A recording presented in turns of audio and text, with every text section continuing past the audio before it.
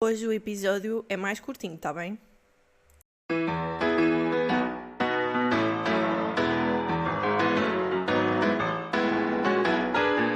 Tudo bom? Sim? Não sei se vocês alguma vez pensaram nisto, se é uma cena para vocês, mas como é que vocês vão ao supermercado?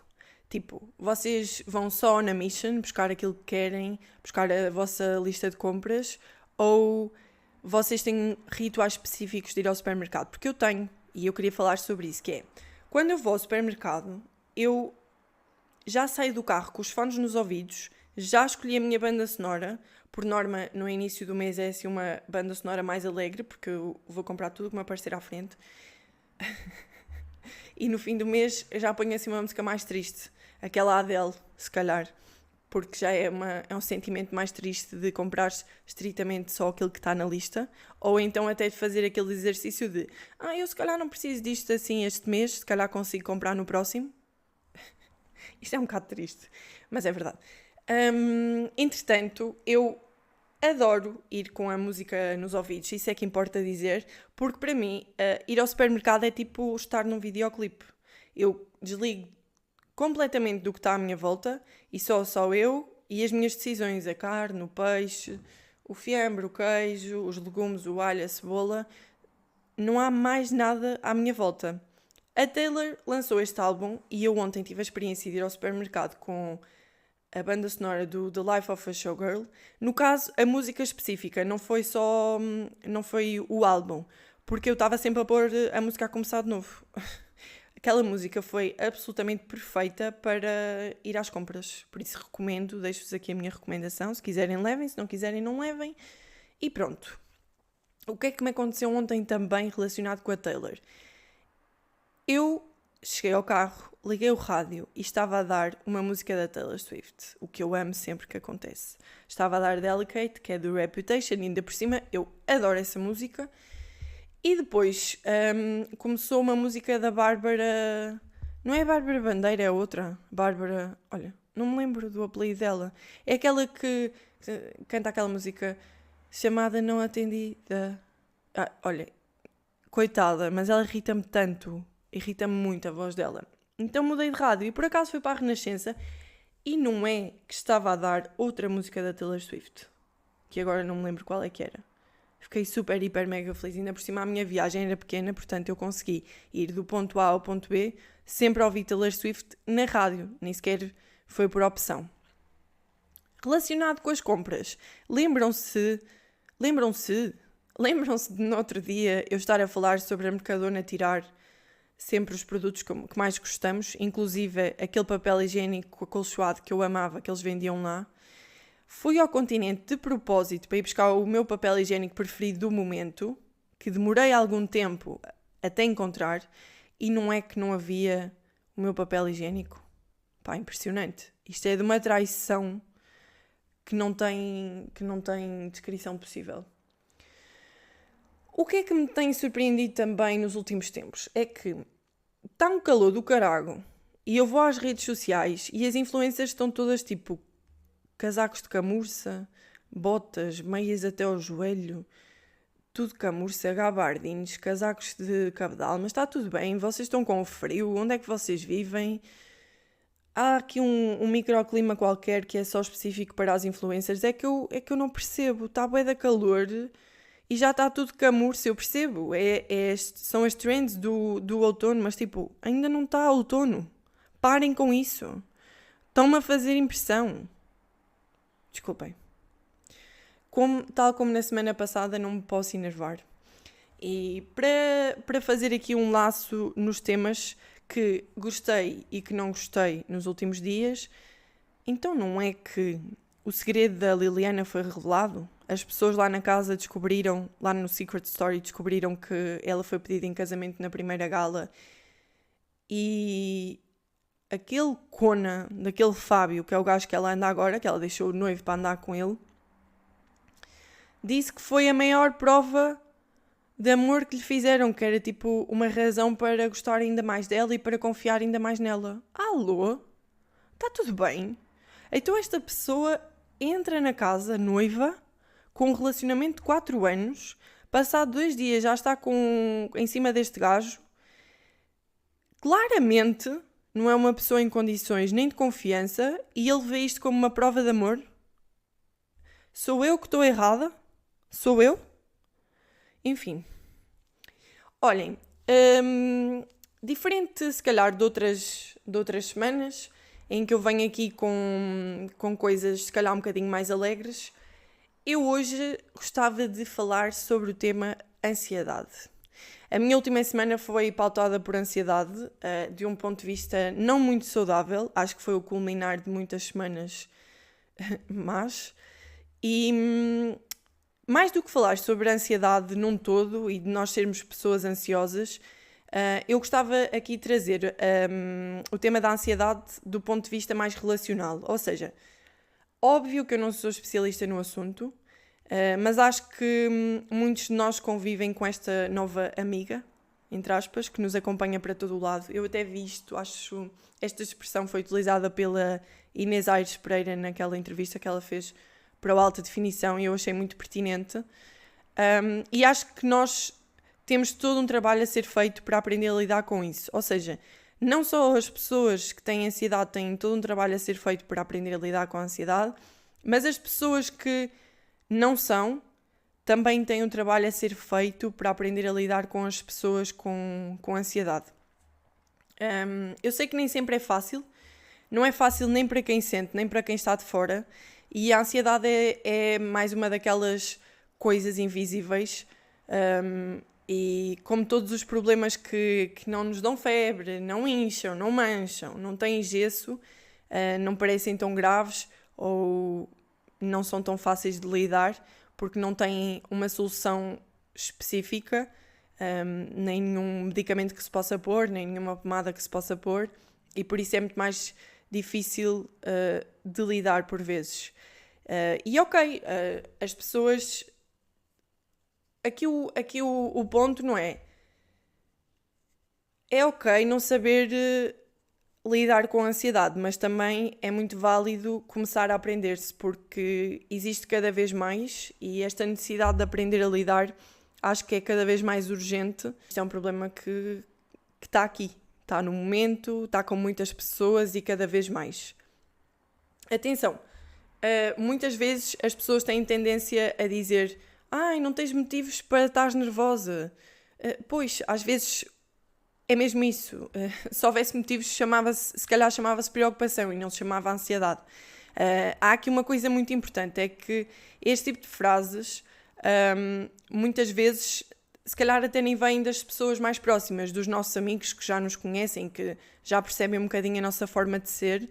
Às vezes vêm de pessoas que não fazem a mínima ideia do que é que se está a passar connosco ou na nossa vida, e muitas vezes presumem que sabem, e não sabem nada, na verdade. Por isso eu acho que no geral há um trabalho aqui a ser feito. Acontece imensas vezes questionarem o que é que temos, porque as pessoas querem à força ter uma explicação para tudo, e às vezes a ansiedade não tem uma explicação. Pode parecer um bocadinho absurdo se calhar para quem nunca sentiu, mas às vezes é só tudo uma confusão, um nó no peito, e nós nem sabemos muito bem porque é que estamos ansiosas ou ansiosos. As pessoas têm muita tendência a dizer: não penses nisso. Ok, gênio. Então se tu dizes para eu não pensar, eu já não penso. Ok, eu não sabia que era isso que eu precisava, alguém que me dissesse para eu não pensar nisso. Ou então aqueles: tem calma, ou não chores. Eu acho que isto são ideias extremamente iluminadas. Ainda nem sequer tinha pensado nisso, em ter calma e em não chorar ou não pensar neste assunto. Vou já ter mais calma, vou já parar de pensar no assunto e vou já parar de chorar, só porque tu me estás a dizer e eu ainda não tinha pensado nisso. Eu percebo que isto possa ser o primeiro instinto, mas temos que tentar contrariar isso, porque às vezes a solução é muito simples. É só estar. É estar presente, dar um abraço e, sobretudo, eu acho que é muito importante não minimizar o que a pessoa está a sentir. Muitas vezes, quando nós não passamos por situações, perdemos um bocado a capacidade de tentar entender aquilo que a outra pessoa possa estar a pensar. Porque os problemas, se calhar, para nós não nos parecem efetivamente problemas, mas não é porque para nós não nos parecem que eles realmente não são, ok? Depois, às vezes, vem uma coisa muito interessante que é: isso são só coisas da tua cabeça. Sim, literalmente. E isso é que torna tudo difícil, sabem? E lá está, só porque um medo não te faz sentido, não quer dizer que seja menos real. Exatamente aquilo que eu estava a dizer há bocado. Eu vi no outro dia um post muito interessante no Instagram que dizia que a ansiedade não é uma escolha, mas o que nós dizemos é, e por isso é que eu acho tão importante que tanto na vida pessoal como na vida profissional se comece a trabalhar a forma como nós lidamos com isto e a forma como aquilo que nós dizemos e a empatia com que lidamos com este tipo de problemas. Porque às tantas as pessoas até já têm uma certa atitude do género: ansiedade é moda. Tipo, eu quero acreditar que as pessoas não se fingem de ansiosas, porque eu acho que é muito mais fácil não ser ansiosa do que ser.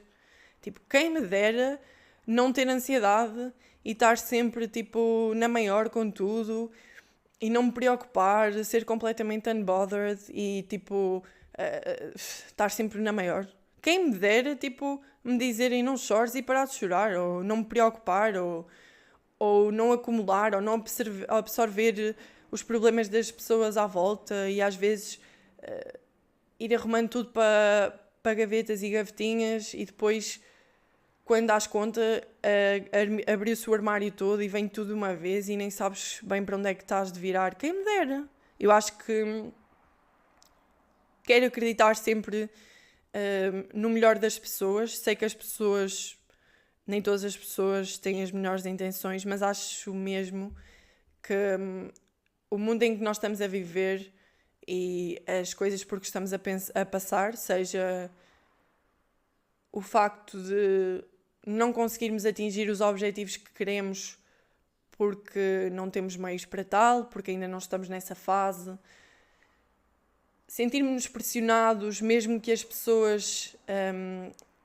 imaginem, às vezes as pessoas não nos estão a pressionar, mas é uma pressão que nós fazemos sobre nós mesmos. Por exemplo, isso acontece imenso no trabalho. Às vezes as pessoas não nos estão a pressionar. Às vezes estão, mas às vezes é o nosso feitio de querer fazer as coisas bem, de querer ter a melhor ideia, de querer entregar tudo em menos tempo, de...